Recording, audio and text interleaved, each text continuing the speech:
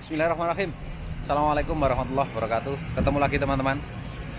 Di video kali ini bukan full isinya saya yang menyampaikan.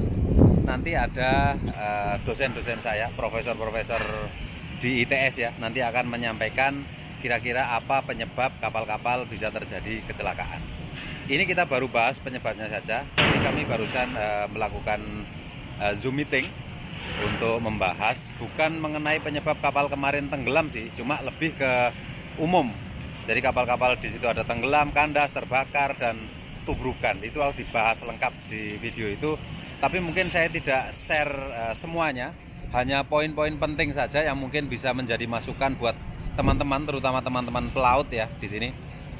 Itu nanti bisa tolong diperhatikan dan juga dicermati benar-benar. Kalau misalnya masih ada yang perlu dibicarakan, di komentari, silahkan komentar di kolom komentar yang tersedia. Ya, kita akan saksikan hasil Zoom meeting siang ini. Ini kapal KMP Billy yang barangkali minggu lalu ya Kemarin tanggal dari berapa itu? Tanggal 20. tanggal 20 Oke. terjadi kecelakaan. Namun demikian tentu kita tahu bahwa di tempat kita dan juga bukan hanya di Indonesia tetapi di negara-negara lain kapal feri ini juga sering terjadi kecelakaan ya, karena tentu dari sisi desain kita bisa lihat bahwa kapal feri kebanyakan deknya sangat lebar, kemudian draftnya kecil tetapi luasan dek yang lebarnya cukup lebar, kemudian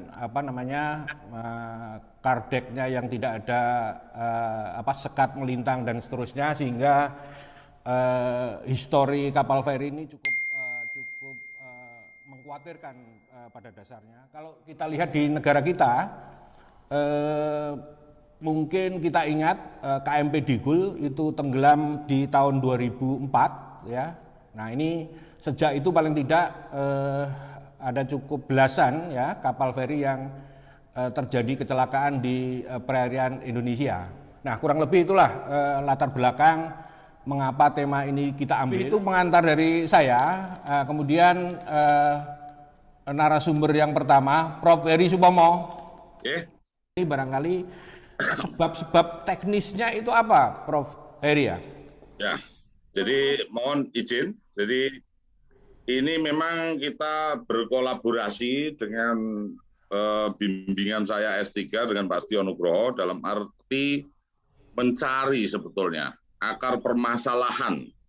Akar permasalahan yang kita cari di sini, kita teliti, itu bukan hanya untuk kapal-kapal feri, tapi kapal keseluruhan yang kita klasifikasikan ke dalam bentuk atau jenis-jenis kecelakaan.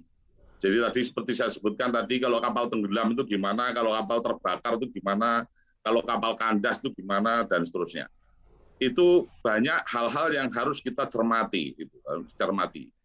Kalau beberapa faktor yang diacu oleh KNKT, oleh Makanan Pelayaran, oleh mungkin Kementerian Perhubungan dan sebetulnya, dan juga yang telah disebutkan oleh Prof. Bude tadi, itu adalah ada teknis, ada human, ada lingkungan.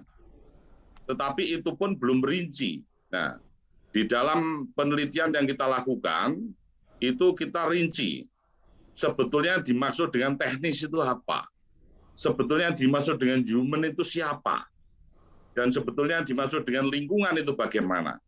Ini hal-hal yang mungkin perlu kita cermati, sehingga kalau kita bisa melihat, ya bisa melihat khususnya atau bisa menganalisa khususnya secara umum, apa sih sebetulnya risk agent terjadinya kecelakaan di Indonesia?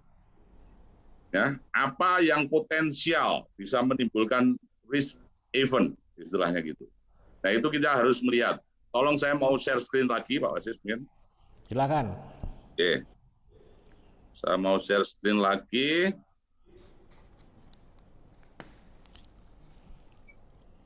Ya, sudah kelihatan, Pak ya.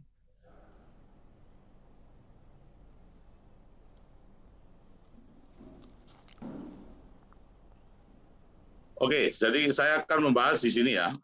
Pertama kali adalah risk agent untuk khususnya adalah kategori kapal tubrukan. Nah, setelah kita lihat, kita elaborasi dengan beberapa stakeholder dan seterusnya, kita teliti dan sebagainya. Ada beberapa hal, ya, risk agent, potensial, maksudnya apa? Akar penyebab daripada terjadinya kecelakaan kapal tubrukan. Itu secara umum, itu yang nomor satu itu adalah kompetensi kru minim. Tadi seperti yang disebutkan mungkin oleh Prof. Bude, ya juga, dan sudah dielaborasi juga oleh Dr. Setio.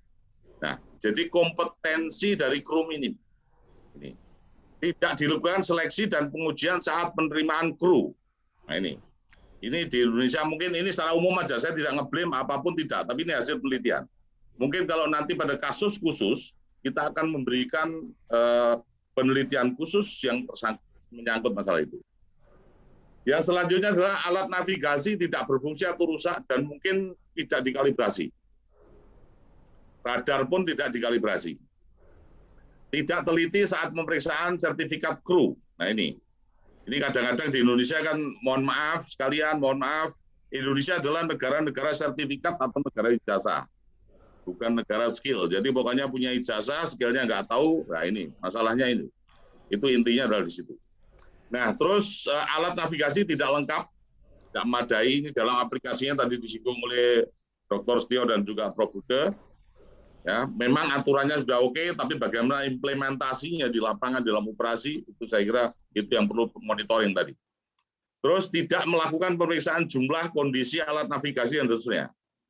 Terus juga tidak melakukan pemeriksaan jumlah muatan, pasca pemuatan dan seterusnya. Ini adalah hal-hal yang umum, mungkin yang bisa kita sampaikan. Dan terakhir ini bagian tadi yang disampaikan Pak Zikro, yaitu cuaca buruk. Nah, cuaca buruk. Ini kapal tubrukan bisa saja, mungkin pandangan terganggu atau apa dan seterusnya. Nah, seterusnya adalah mengenai kategori kritis kapal terbakar. Nah, ini kapal terbakar.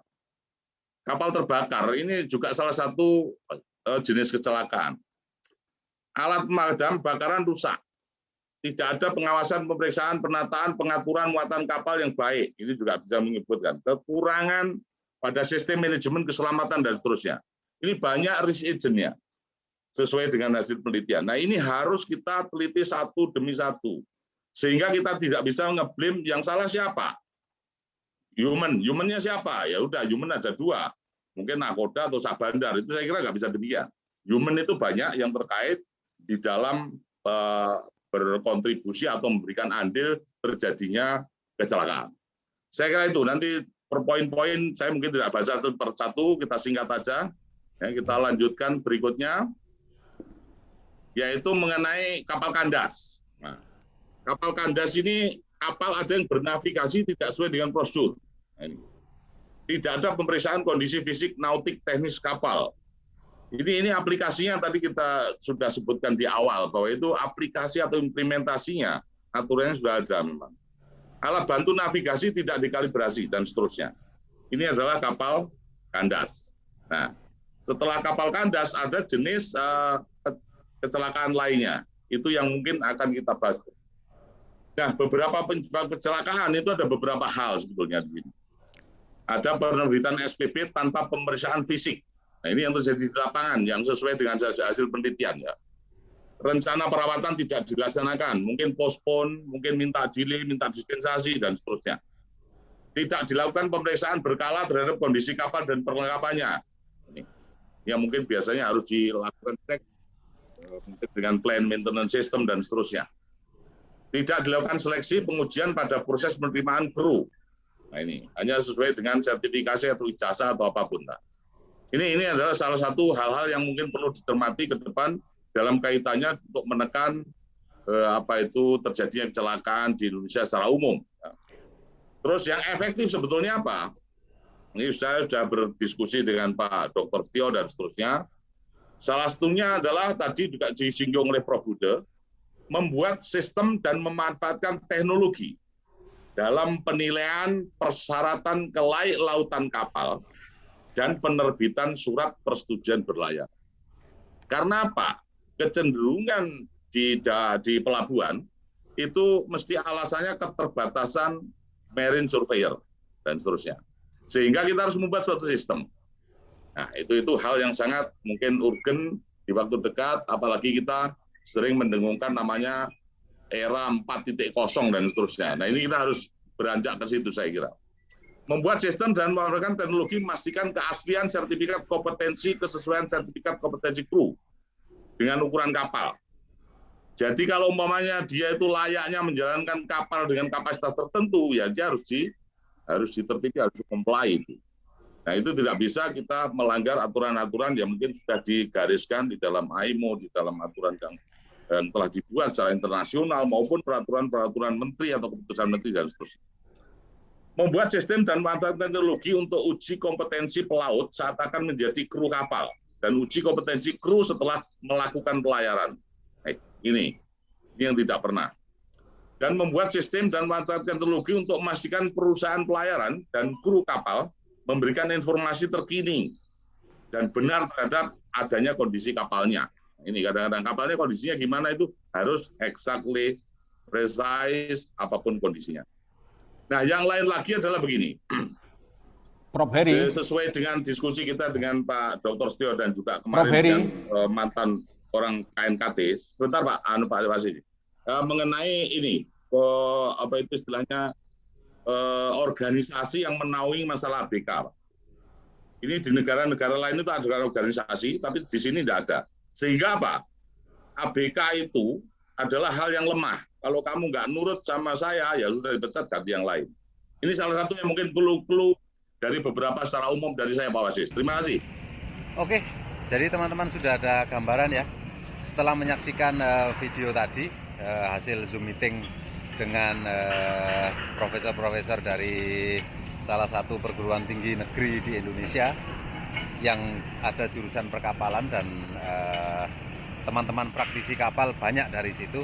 Teman-teman sekarang sudah tahu apa penyebabnya kira-kira kapal terjadi tubrukan, kandas, kemudian kebakaran atau tenggelam seperti yang sudah disampaikan oleh Profesor Heri Supomo dan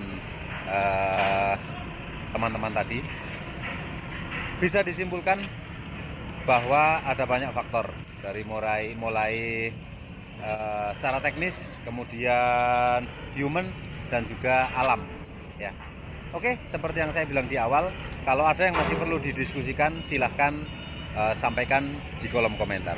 Terima kasih, itu saja video kali ini, mudah-mudahan bermanfaat. Terima kasih. Assalamualaikum warahmatullahi wabarakatuh.